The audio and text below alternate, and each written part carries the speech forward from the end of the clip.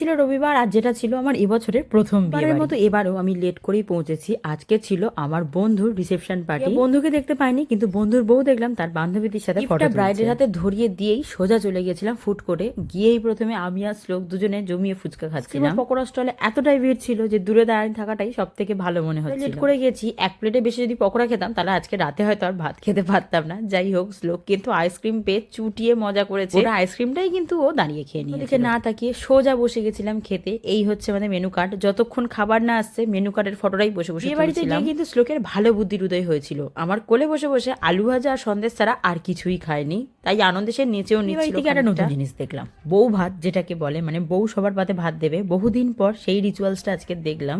আর শ্লোক বিয়ে বাড়িতে এত মজা পেয়েছে, এত মজা পেয়েছে, বেরিয়ে এসেও নাচছিল। আমার ফটো তোলার কথা মনেই ছিল না। খাওয়া দাওয়ার পর লিপস্টিক উঠে গেছে, তখনই মনে পড়লো যে একটা অন্তত ফটো তুলি। আর ফেরার সময় কুয়াশাটা একবার দেখ। তাহলে আসি, দেখা হবে আবার পর।